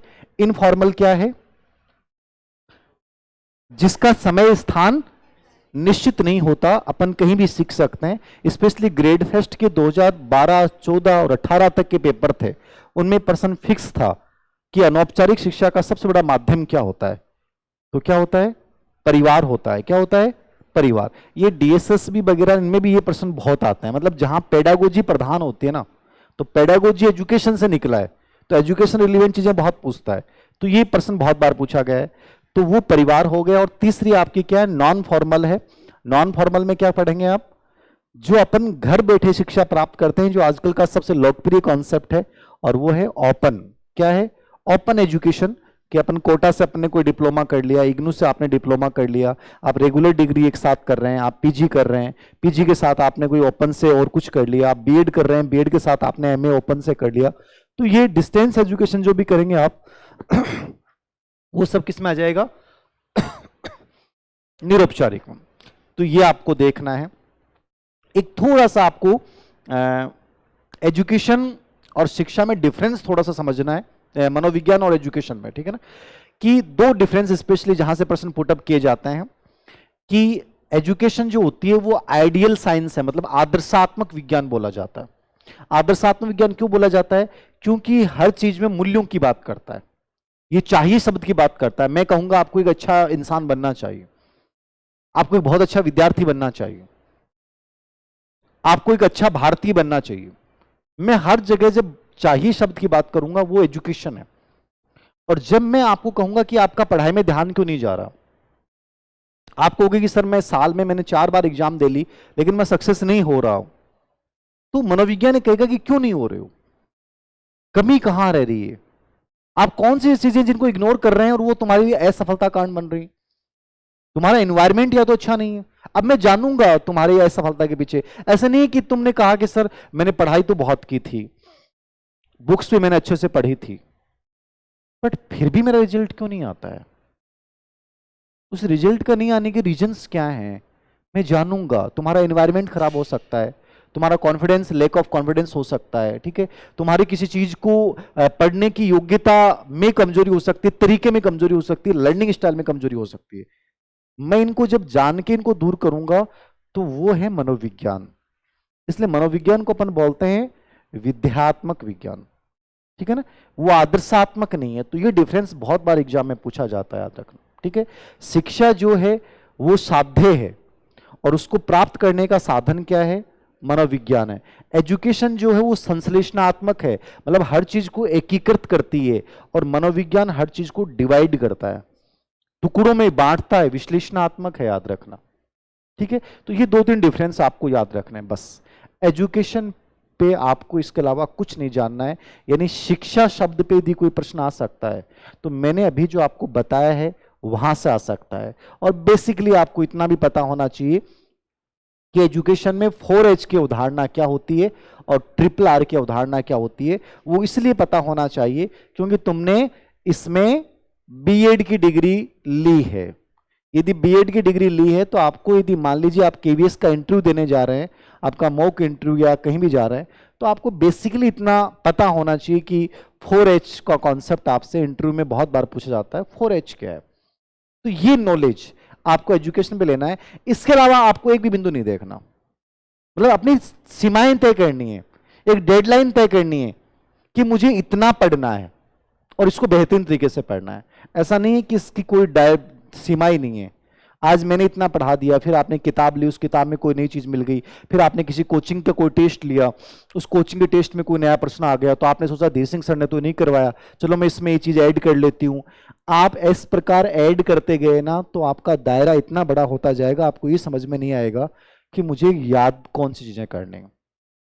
अपनी एक डेडलाइन तय करें कि मुझे इस विषय में इतना मैटर लेना है और ये मैटर रियल में इनफ है, ये मैटर रियल में क्या है, इनफ है, तो ठीक है। बस ये अपनी एक डेडलाइन तय करनी है कि एजुकेशन में मुझे इतना पढ़ना है, मनोविज्ञान में इतना पढ़ना है। तो एजुकेशन में जो मैंने बोला उसको लेकर कोई डाउट है आप लोगों के मन में? समझ में आ गया जो मैंने बातें बोली हैं कि ये चीजें आपको पढ़नी है? लिखाऊं कि रहने दूं? लिखाऊं यार, याद रह जाएंगी? लिखाऊं? पक्की बात है क्या? चलो लिखो। एजुकेशन, शिक्षा क्या है? वही चीजें जो उपयोगी हैं, एग्जाम रिलेवेंट है, बाकी चीजें नहीं पढ़ा रहा। एजुकेशन, ठीक है, 4-5 चीजें अपने को समझनी है, पांचों रिपीट दोबारा कर रहा हूं। एडुकेटम जानना है आपको, इसके अलावा कुछ नहीं जानना। 3 वर्ड हैं, एडुकेटम, एडुकेयर, एडुसियर, लेकिन जानना क्या है, एडुकेटम। लिखा तीनों रहा हूं बट जानना एडुकेटम है। नंबर 2, डेफिनेशन में विवेकानंद और गांधी, इसके अलावा कुछ नहीं देखना है। नंबर 3, शिक्षा के 3 प्रकार, औपचारिक, अनौपचारिक, निरौपचारिक का पता होना चाहिए। और नंबर 4, जॉन डीवी का योगदान, क्योंकि जॉन डीवी बहुत इंपॉर्टेंट है। और नंबर 5, यदि आप इसमें देखें तो शिक्षा की नेचर, प्रकृति क्या है, ये आपको पता होना चाहिए। इसके अलावा आपको एक भी चीज नहीं देखनी है और इसके अलावा प्रश्न नहीं आएगा, ये तय बात है। लिखें, एजुकेशन, शिक्षा। अब नॉर्मली संस्कृत से अपन बात करें तो 6 धातु से मिलकर बना है, सीखना होता है, कोई मतलब नहीं है, पूछता नहीं है इन चीजों को, आपको बेसिकली पता है। आपको पता है एजुकेशन शब्द है ये, और एजुकेशन जो है वो लैटिन भाषा के 3 वर्ड से मिलकर बना है। कौन कौन सा? एडुकेटम, ये मोस्ट इंपॉर्टेंट। एडुकेटम क्या है?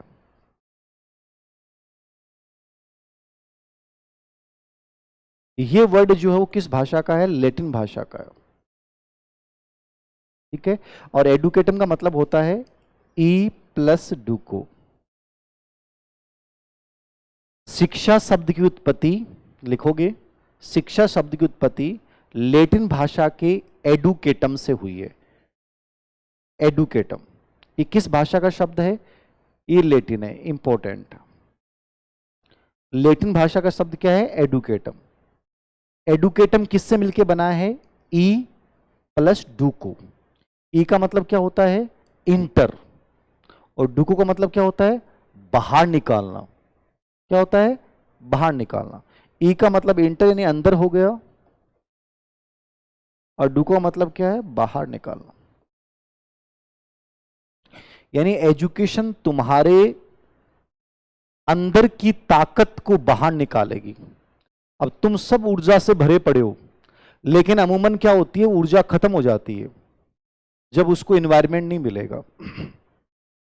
इंसान है ना, बहुत संभावना वाला है। थारे अंदर कोई के अंदर अंबानी है, कोई के अंदर गौतम अडानी भी है।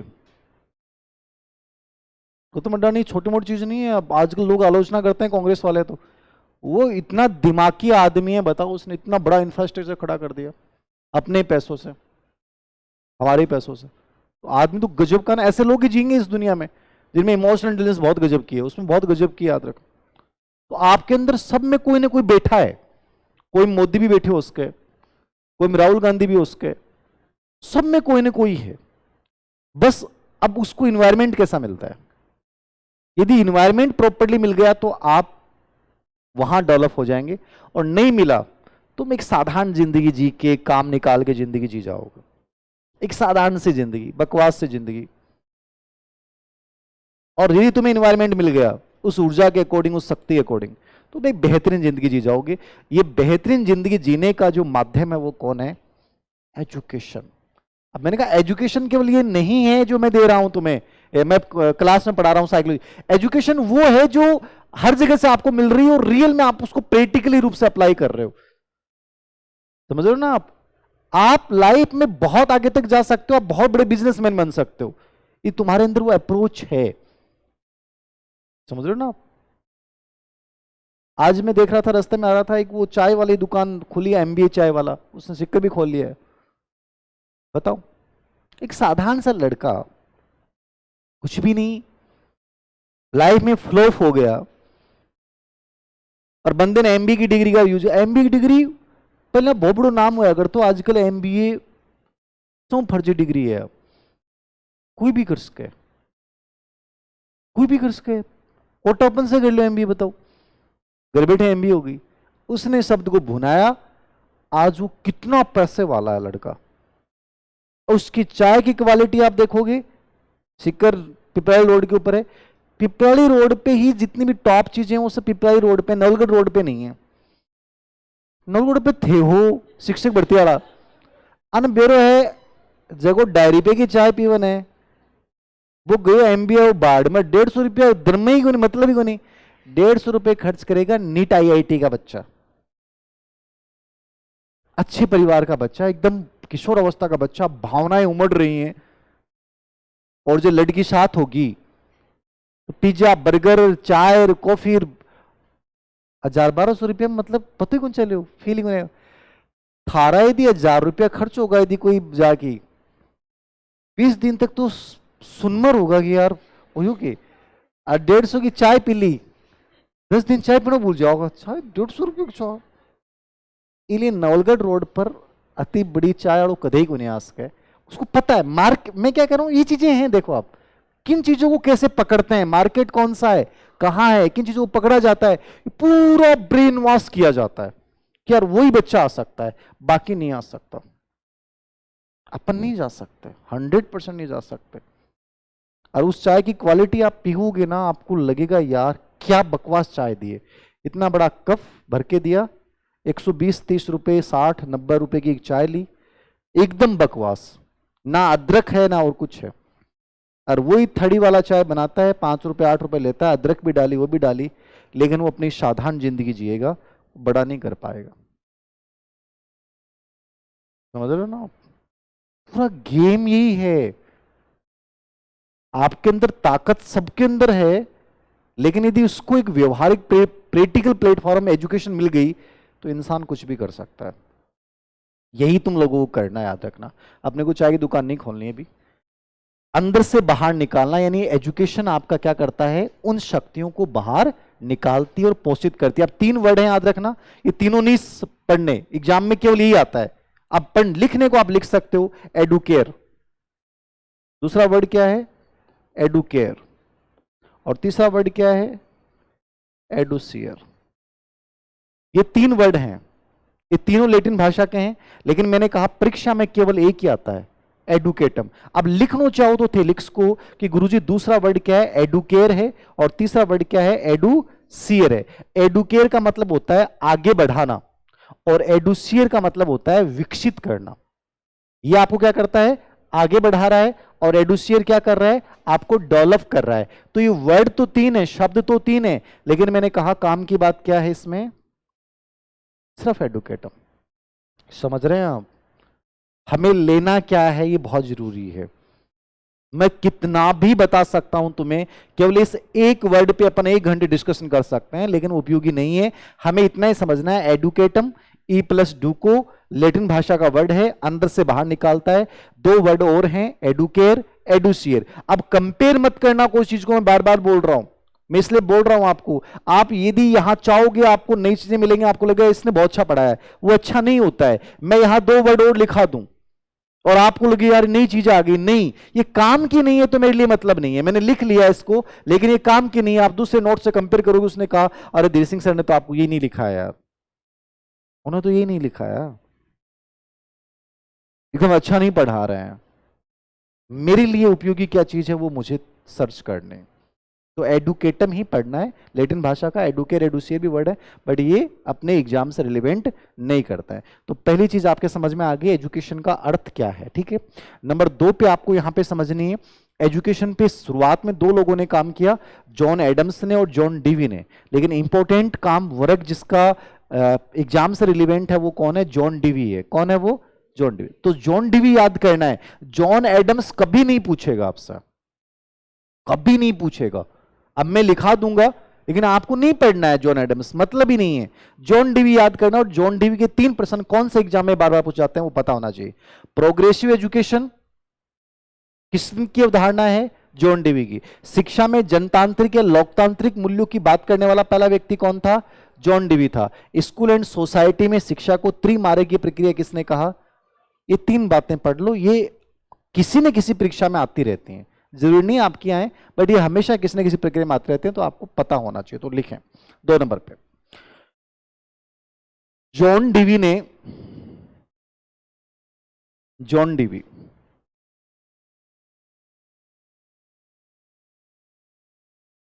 ठीक है, इसने एक किताब लिखी थी स्कूल एंड सोसाइटी, विद्यालय तथा समाज।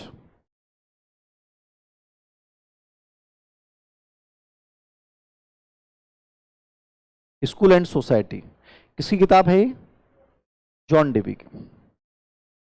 इसमें इन्होंने शिक्षा को क्या कहा है, त्रिमार्गीय प्रक्रिया।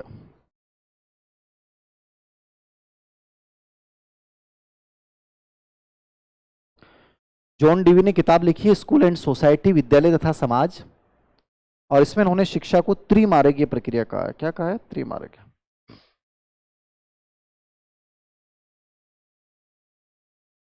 टीचर, स्टूडेंट, और करिकुलम कह दो, पाठ्यक्रम कह दो, समाज कह दो, एक ही बात है, ठीक है, किसी भी रूप में आप समझ लें।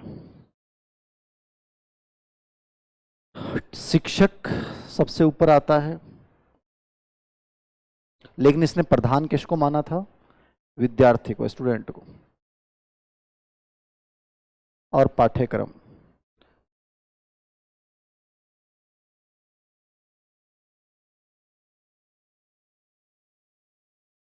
ऑब्लिक समाज भी इसने बोला है इसको। ये इसकी त्रिमार्गीय प्रक्रिया थी। यद्यपि इससे पहले जॉन एडम्स हुए हैं, जॉन एडम्स हुए हैं, इन्होंने शिक्षा को दो मार्गीय प्रक्रिया कहा था, शिक्षक और छात्र। लेकिन ये एक पक्षी, इसलिए कभी से प्रश्न नहीं आता। ये कहता है एजुकेशन केवल दो ही लोगों के बीच में चलती है, शिक्षक और छात्र। किसने कहा था? जॉन एडम्स ने। जॉन डीवी ने क्या कहा? विद्यालय तथा समाज, जैसे किताब का नाम है स्कूल एंड सोसाइटी। इसने शिक्षा को क्या कहा है? त्रिमार्गीय प्रक्रिया। और इसमें पहला कौन है? टीचर है। दूसरा कौन है? विद्यार्थी है। तीसरा कौन है? पाठ्यक्रम है। ठीक है, ये किसने कहा है? जॉन डीवी ने। इसके अलावा इसने क्या बताया है? प्रोग्रेसिव एजुकेशन, प्रगतिशील शिक्षा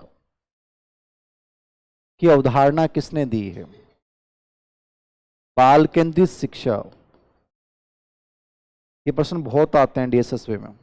प्रगतिशील शिक्षा और बाल केंद्रित शिक्षा की अवधारणा किसने दी है? जॉन डीवी ने। प्रगतिशील शिक्षा और बाल केंद्रित शिक्षा की अवधारणा किसने दी है? John Dewey. प्रोग्रेसिव एजुकेशन की अवधारणा किसने दी है? जॉन डीवी ने।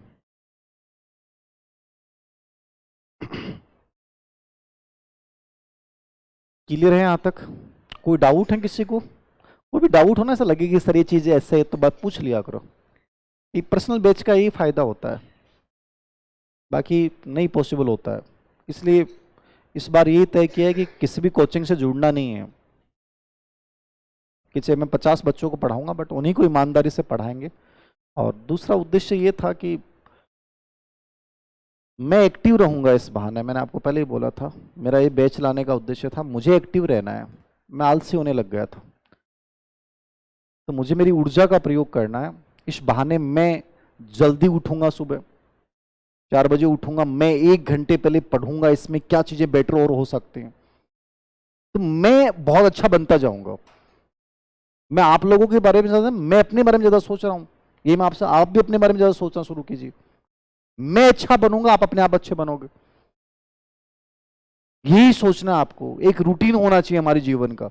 यदि आपका रूटीन नहीं है, मॉर्निंग में आप जल्दी नहीं उठते हैं, 5 बजे आप नहीं उठते हैं, तो आप राक्षसी गुणों की तरफ जा रहे हैं। अब लाइफ में बहुत बड़े 5 बजे उठना मतलब उठना है। 20 मिनट अपने को देनी है मतलब मेडिटेशन करना है, मतलब करना है। अपने लिए प्रार्थना करनी है मतलब करनी। रूटीन एकदम फिक्स चीजें। और मैं जो बोलूंगा आपको वो रूटीन जी के देखना आप 4 महीने, 4-5 महीने। मैं खुद जीऊंगा आपके लोगों के साथ, फिर देखना आपके लाइफ में क्या चेंजेस आता है नहीं आता है। मुझे बताना, नहीं आए तो आप कहते हो ये परीक्षा में सफल आएंगे नहीं, नेगेटिविटी आसपास ही नहीं आएगी आपके। इतनी ऊर्जा से भरे रहोगे आप, इतनी अथाह ऊर्जा आपके अंदर रहेगी, आपको लगेगा ही नहीं कि अजीब सी जिंदगी जी रहे हैं। ये जीवन काटने वाला फंडा ही लाइफ से गायब है। जीने वाला वर्ड लेके आना है मुझे आपकी जिंदगी में। जिंदगी जी रहे हैं और बहुत गजब लेवल पे जी रहे हैं, बहुत जरूरी है, मजा आएगा जिंदगी जीने का।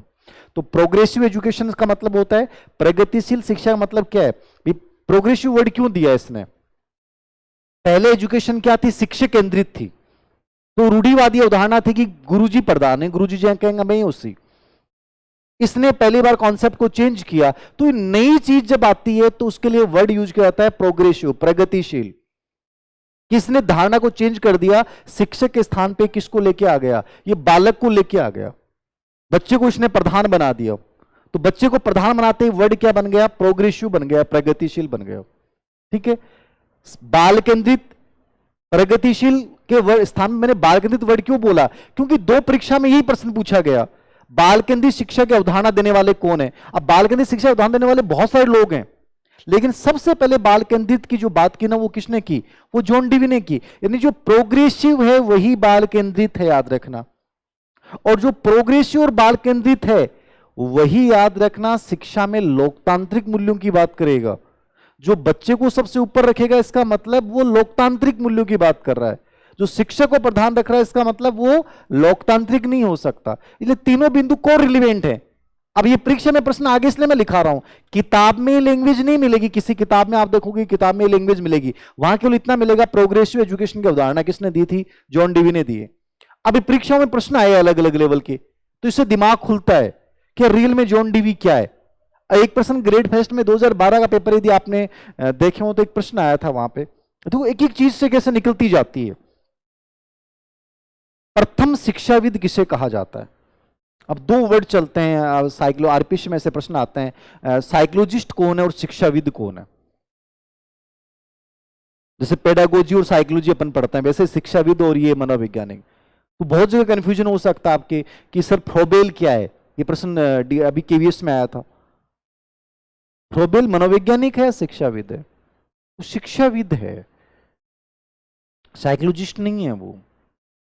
ऐसे जॉन डीवी को प्रथम शिक्षाविद कहा जाता है। ये ग्रेड फर्स्ट 2012 की जो शुरुआती परीक्षाएं थी वहां पे प्रश्न पूछा गया।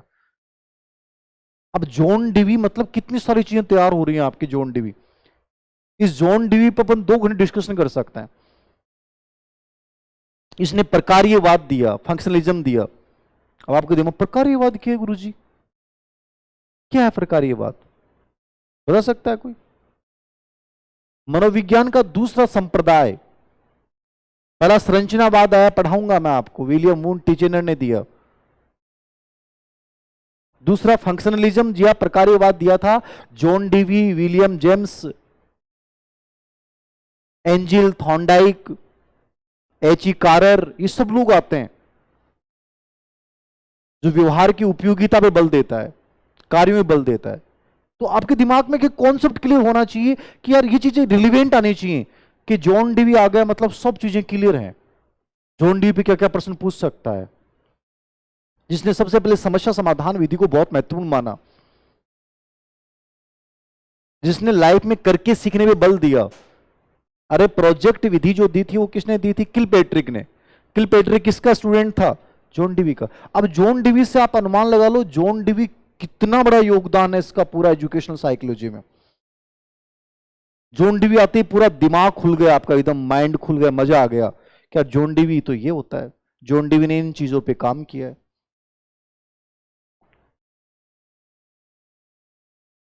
एकदम से ओपन माइंडेड बैठोगे यार ये चीजें मुझे ऐसे इस प्रकार से प्रिपरेशन करने हैं। तो प्रोग्रेसिव एजुकेशन, बालकेंद्रित शिक्षा, और एक वर्ड क्या लिखा है मैंने, लोकतांत्रिक मूल्यों की बात किसने की थी? John Dewey. भी लिख लेना, शिक्षा में लोकतांत्रिक मूल्यों की बात किसने की? जॉन डीवी ने। शिक्षा में लोकतांत्रिक मूल्यों की बात किसने की? जॉन डीवी ने। शिक्षा में लोकतांत्रिक मूल्यों की बात किसने की? जॉन डीवी ने की।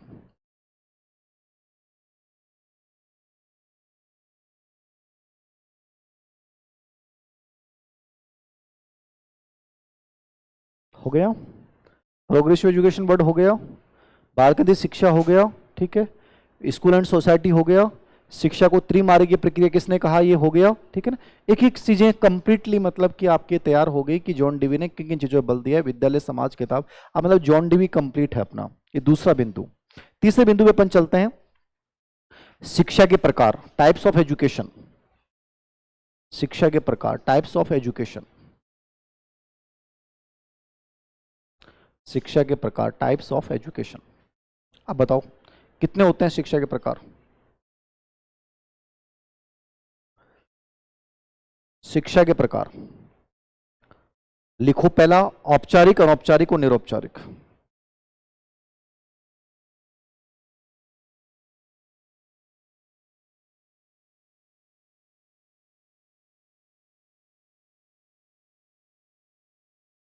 फॉर्मल,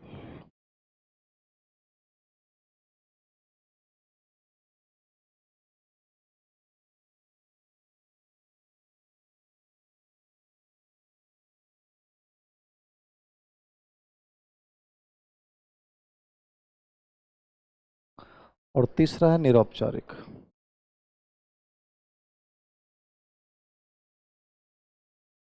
नॉन फॉर्मल कर लेना इसको। औपचारिक, अनौपचारिक और निरौपचारिक। फॉर्मल, इनफॉर्मल और नॉन फॉर्मल, ये एजुकेशन के 3 प्रकार हैं, याद रखना। ठीक है, शिक्षा के 3 प्रकार। अब इनमें ज्यादा कुछ नहीं है, आपको सिर्फ 10 सेकंड का बिंदु आपको इतना समझना को मतलब क्यों है। औपचारिक को मतलब वह शिक्षा जो निर्धारित समय तक चलती है, निर्धारित जगह पे चलती है, वो औपचारिक शिक्षा है। अपनी क्लासरूम कह सकते हैं, आप विद्यालय की एजुकेशन कह सकते हैं। तो स्कूल जो है वो औपचारिक शिक्षा का सबसे बड़ा माध्यम है। यहां आपको इतना याद रखना है, निर्धारित समय और स्थान मतलब क्या है, औपचारिक है, और इसका माध्यम क्या होता है, विद्यालय। अनौपचारिक क्या है, जिसका कोई समय स्थान नहीं होता, वो क्या है, अनौपचारिक है, जैसे परिवार। और निरौपचारिक क्या है, जो घर बैठे अपन एजुकेशन प्राप्त कर सकते हैं, जो पत्राचार के माध्यम से एजुकेशन प्राप्त करेंगे, वो मीडिया हो सकता है, वो जनसंचार माध्यम हो सकते हैं, वो सब क्या कहलाएगा, निरौपचारिक। तो लिखो, तो हल्का सा लिख लो इसमें, औपचारिक में निर्धारित समय और स्थान, जैसे कि स्कूल, निर्धारित समय और स्थान, जैसे क्या आएगा, स्कूल, निर्धारित समय और स्थान जैसे क्या आएगा, स्कूल आएगा। और अनौपचारिक में क्या आएगा, इनफॉर्मल में क्या आएगा, जिसका कोई समय स्थान निर्धारित नहीं होता, जैसे कि परिवार, फैमिली। ये बहुत बार आता है, परिवार समाज अपन किस में मानेंगे, अनौपचारिक में मानेंगे। कैसे मानेंगे, अनौपचारिक। परिवार और समाज अनौपचारिक में आएगा।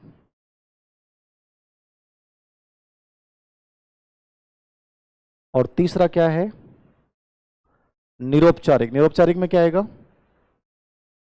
घर बैठे शिक्षा प्राप्त करना, जैसे कि पत्राचार, जनसंचार माध्यम, घर बैठे शिक्षा प्राप्त करना, घर बैठे शिक्षा प्राप्त करना, जैसे कि पत्राचार। ओपन से जो भी कर दो ना, ओपन यूनिवर्सिटी से आप, वो सब इसमें आ जाता है, नॉन फॉर्मल। वो सिंपल सा कॉन्सेप्ट है, आपसे पूछेगा, अर्थ पता होना चाहिए। ऐसा भी पूछ लेना, शिक्षा का संकीर्ण नैरो मीनिंग क्या है, संकीर्ण अर्थ क्या है, ब्रॉड मीनिंग क्या है, व्यापक अर्थ क्या है। तो संकीर्ण अर्थ वो होता है जो शिक्षा निर्धारित समय और स्थान तक चलती है ना, वो शिक्षा संकीर्ण है। और जो शिक्षा जीवन पर्यंत चलती है, वो शिक्षा क्या होती है, व्यापक होती है। स्पेशली अपनी जो 4H है ना, 4H, वो शिक्षा का व्यापक कॉन्सेप्ट है। और जो RRR का कॉन्सेप्ट चलता है ना, ये क्या है, शिक्षा का संकीर्ण अर्थ है, ठीक है। और ये 4H क्या है, व्यापक कॉन्सेप्ट है। ये समझ में आना चाहिए आपको। RRR क्या है, यदि एजुकेशन से आप रिलेवेंट है तो आपको इतना पता होना चाहिए। RRR किसको बोलते हैं, हमारे धारणा थी पहले, जिस इंसान को थोड़ा बहुत लिखना आता है, थोड़ा बहुत पढ़ना आता है, और थोड़ा बहुत हिसाब किताब करना आवे, कि आप गाँव का मायने मान्या करता कि फलानो आदमी पढ़ो लिखो आदमी है, किया है पढ़ो लिखो, बिन पढ़नो भी आवे, वो लिख भी ले है, वो जोड़ बाकी हिसाब किताब कर ले, तो बिकन चालता कि भाई वो पढ़ो लिखो है। बिन कठे भी इग्नू से डिग्री की जरूरत को नहीं, वो कोटा ओपन से, इग्नू से, राजस्थान यूनिवर्सिटी से, शेखावाटी से डिग्री लिए ना, उसके पास 3 R हैं, रीडिंग, राइटिंग और अर्थमेटिक। ये हमारी ओल्ड एजुकेशन सिस्टम था। वर्तमान एजुकेशन सिस्टम जो व्यापक अर्थ है वो है 4H। हेड यानी मानसिक विकास हो रहा है आपका, हार्ट यानी आपका इमोशनल डेवलपमेंट हो रहा है, हैंड यानी आप स्किल्स जानते हो, क्रियात्मक विकास जानते हो, आपके अंदर कोई ऐसा स्किल है जिससे आप जीवन यापन कर पाओ। और चौथा है हमारा हेल्थ, यानी कि सर्वांगीण विकास। तो ये 4 विकास की अवधारणा है 4H, ठीक है, जो स्पेशली महात्मा गांधी और पेस्टोलॉजी ने इसकी चर्चा की है। तो लिख लो, ये भी लिखो। तो शिक्षा के संकीर्ण अर्थ में RRR आता है। शिक्षा के संकीर्ण अर्थ में क्या आता है, RRR। शिक्षा के संकीर्ण अर्थ में RRR आता है। और शिक्षा के व्यापक अर्थ में क्या आता है, 4H। 4H का मतलब क्या बोलते हैं आप, किसको बोलेंगे, वर्तमान एजुकेशन पूरी 4H है, बैलेंस है इन चारों चीजों का। कौन कौन सी हैं, पहला H क्या आएगा, हेड। हेड क्या है, आपका मानसिक विकास है। मानसिक विकास मतलब आप सही गलत का अंतर समझने लग जाओ, आप एक मेच्योरिटी लेवल पे हो, आपको पता चलना चाहिए मेरे लिए बेस्ट चीजें क्या है, गलत चीजें क्या है, मुझे क्या करना चाहिए और क्या नहीं करना चाहिए। आप हर चीज को लॉजिकली, हर चीज का मूल्यांकन करो, तो आपका मानसिक विकास हो जाना, ये 4H है। दूसरा क्या है, हार्ट है। हार्ट क्या है, इमोशनली डेवलपमेंट हो गया आप। भावनात्मक विकास का मतलब ये नहीं होता कि आप बहुत इमोशनल हो, आप स्ट्रोंग हो इमोशनली। ऐसा नहीं हर कोई आपको बेवकूफ बना पाए, ठीक है ना। इमोशनल डेवलपमेंट का मतलब आप हर चीज समझते हो, ठीक है ना, आपको पता है किस समय किस संवेग को व्यक्त करना और किस समय किस संवेग को व्यक्त नहीं करना, याद रखना। तो ये भावनात्मक विकास हो गया। तीसरा क्या है, हैंड है। हैंड का मतलब क्या है, क्रियात्मक विकास है, यानी आपके अंदर स्किल्स हैं, कोई स्किल ऐसा है जो इससे आप जीवन यापन कर सकते हो, जो आपको बहुत डिफरेंट बनाता है औरों से, ठीक है। और चौथा इस क्या है, हेल्थ है। ये 4H की अवधारणा है, ठीक है। गांधी जी की जो डेफिनेशन है गांधी की, वो स्पेशली इसी पे आधारित है, याद रखना।